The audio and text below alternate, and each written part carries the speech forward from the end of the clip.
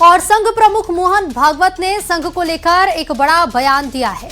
उन्होंने कहा है कि अगर आरएसएस बढ़ेगा तो बहुत से लोगों की दुकानें बंद हो जाएंगी। भागवत ने यह साफ कहा कि आरएसएस जैसा कोई दूसरा संगठन नहीं है और आरएसएस का कोई दुश्मन नहीं है। उन्होंने ये भी कहा कि लोग आरएसएस को जानते हैं, लेकिन आरएसएस करता क्या है ये नहीं जानते हैं। तो मोहन भागवत ने आरएसएस को बीजेपी के नजरिए से देखने की प्रवृत्ति को गलत बताया और ये कहा कि आरएसएस को पैरा मिलिट्री संगठन कहना भी गलत है। उन्होंने दोहराया कि आरएसएस चाहता है कि भारत विश्व गुरु बने। सुनिए क्या कुछ कहा है मोहन भागवत ने। संघ के बारे में गलत नैरेटिव्स देने वाले भी लोग हैं, सरासर झूठ देने वाले भी लोग हैं। संघ का तो कोई शत्रु है नहीं, परंतु संघ के बढ़ने से अपने स्वार्थ के दुकान बंद हो जाएंगे ऐसा जिनको लगता है, वो उसके बारे में उल्टी सीधी बातें करती रहती है।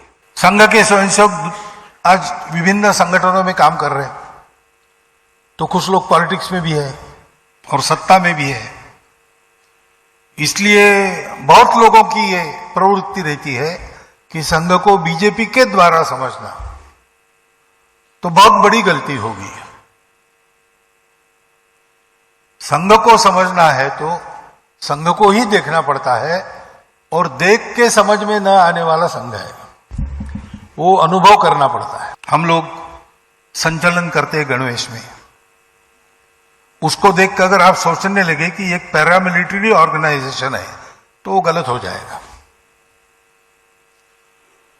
इतनी सारी सेवा करते हैं स्वयंसेवक, 1,30,000 से ऊपर छोटे बड़े सेवा प्रकल्प संघ के स्वयंसेवक विभिन्न संगठनों के माध्यम से देश भर में बिना सरकार का पैसा लिए चलाते हैं। अब कोई भी कह सकता है कि संघ एक सर्विस ऑर्गेनाइजेशन है, तो गलती होगी। असम में आज प्रधानमंत्री नरेंद्र मोदी ने कांग्रेस पार्टी पर बड़ा हमला बोला।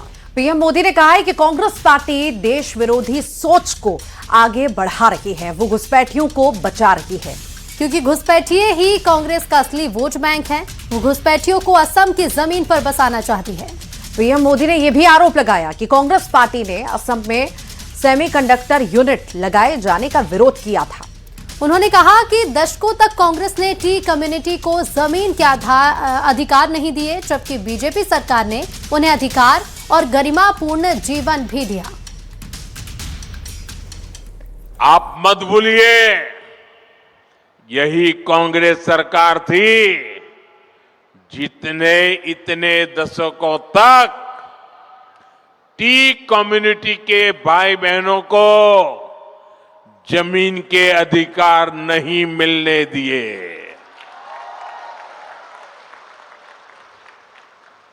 बीजेपी की सरकार ने उन्हें जमीन के अधिकार भी दिए और गरिमापूर्ण जीवन भी दिया। और मैं तो चाय वाला हूं, मैं नहीं करूंगा तो कौन करेगा। आपको बताते हैं कैलाश विजयवर्गीय के बयान को लेकर हो रही सियासत के बारे में।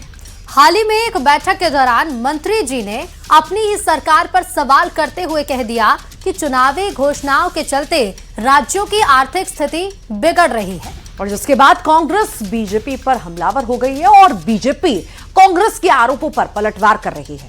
कैलाश विजयवर्गीय के बयान पर सफाई भी दे रही है। देखिए रिपोर्ट में। बजट जितनी अपेक्षा हम राज्य से करते थे अब बड़ा मुश्किल हो रहा है। इस समय में वापस हमने केंद्र की ओर देखना चालू कर दिया है।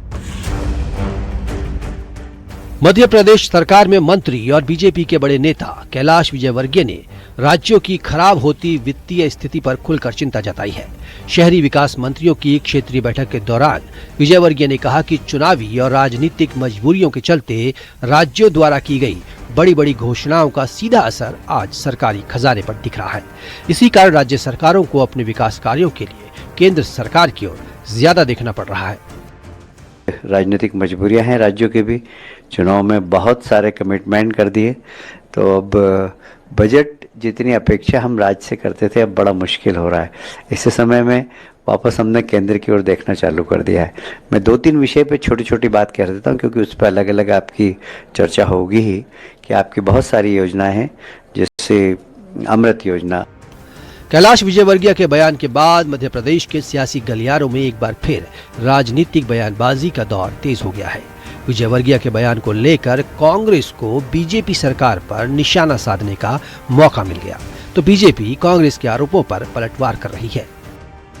कल प्रहलाद पटेल जी ने कहा था कि 1000 गौ माताएं हमारी गौशालाएं हैं, आती हैं सफेद हाथी। अब इन्होंने कह दिया है, साफ है कि जब तक इस देश के अंदर इस तरह की रेवड़ियां बढ़ती रहेंगी, जब तक इस तरह लोगों को प्रलोभित करते रहेंगे और घोषणाएं करते रहेंगे, घर में नहीं है दाने अम्मा चली बुनाने। आज मध्य प्रदेश के अंदर 4,65,000 करोड़ का कर्जा है, इसके बाद 22,000 करोड़ रुपये चाहिए आपको लाडली बहना योजनाओं के लिए, इन सबके लिए।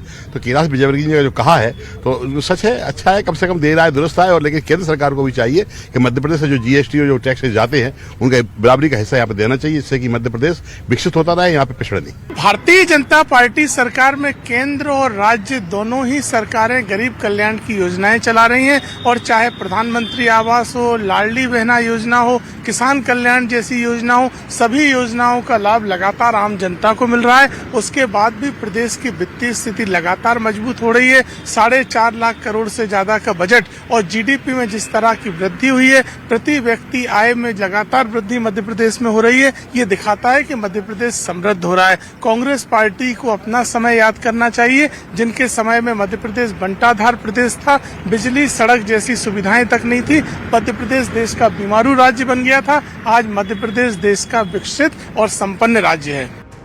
राज्यों की कमजोर होती वित्तीय हालत पर कैलाश विजयवर्गीय का ये बयान अब प्रदेश की सियासत में नया केंद्र बन गया है, जिसे लेकर कांग्रेस और बीजेपी के बीच बयानबाजी का दौर तेज हो गया है। अब देखना होगा कि कैलाश विजयवर्गीय के इस बयान को लेकर प्रदेश की सियासत क्या नया मोड़ लेती है। Bureau report, news 18। Supreme court के हालिया फैसले के बाद अरावली पर्वतमाला को बचाने के लिए विरोध तेज हो गया है। अरावली से 100 मीटर तक की पहाड़ियों को बाहर करने के निर्णय के खिलाफ राजस्थान के कई जिलों में प्रदर्शन भी हो रहे हैं। लोगों का ये कहना है कि अरावली पर्वतमाला सिर्फ पहाड़ों की एक श्रृंखला नहीं है, बल्कि पश्चिमी भारत के पर्यावरण संतुलन की रीढ़ है। प्रदर्शनकारियों का मानना है कि अरावली को कमजोर करने से पर्यावरण पर गंभीर असर पड़ेगा, और इसी चिंता को लेकर कांग्रेस और पर्यावरण कार्यकर्ता सड़कों पर उतरे हैं और फैसले के खिलाफ आवाज बुलंद कर रहे हैं।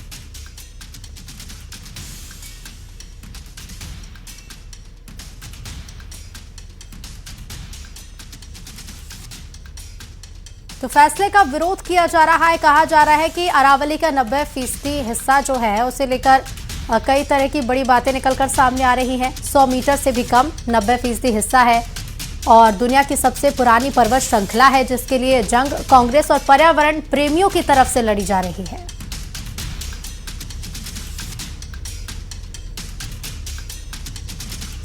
सुप्रीम कोर्ट ने आदेश जारी किया, जिसके बाद विरोध के सुर तेज होने लगे और अब विरोध लगातार यहां पर देखने को मिल रहा है। हालांकि सुप्रीम कोर्ट ने आदेश दे दिया है और आदेश के बाद की ये तस्वीरें जो लोग हंगामा करते नजर आए, हाथों में तख्तियां लिए। अरावली विवाद पर सरकार की तरफ से एक बड़ा बयान भी सामने आया। केंद्रीय पर्यावरण मंत्री भूपेंद्र यादव ने कहा है कि अरावली को लेकर भ्रम फैलाया जा रहा है और अरावली का 90% से ज्यादा एरिया संरक्षित है। भूपेंद्र यादव ने कहा है कि अरावली में 20 से ज्यादा फॉरेस्ट रिजर्व हैं और हम ग्रीन अरावली के लिए काम कर रहे हैं। अर्थ है टॉप 100 मीटर से बॉटम के अंदर तक जो उसका पूरा फैलाव है, पहाड़ी तो ऐसे होती है तो उसका बॉटम तो बड़ा होता है, जहां तक उसका बॉटम जाएगा वहां से लेके 100 मीटर तक प्रोटेक्शन है। और अगर एक पहाड़ी और दूसरी पहाड़ी के बीच में 500 मीटर का ही गैप है तो वो जमीन भी अरावली रेंज मानी जाएगी। इस डेफिनेशन के आने के बाद 90% से ज़्यादा एरिया प्रोटेक्टेड एरिया में आ गया। 90% से ज़्यादा। मेरा ये स्टेटमेंट लिख लीजिए, टोटल अरावली का एरिया 1,47,000 स्क्वायर किलोमीटर है। इसके बाद केवल अभी की जो मेरे पास 39 डिस्ट्रिक्ट है, केवल 217 किलोमीटर मतलब 2% में ही माइनिंग हो सकती है, और वो भी हर तरीके से नहीं हो सकती। उसके लिए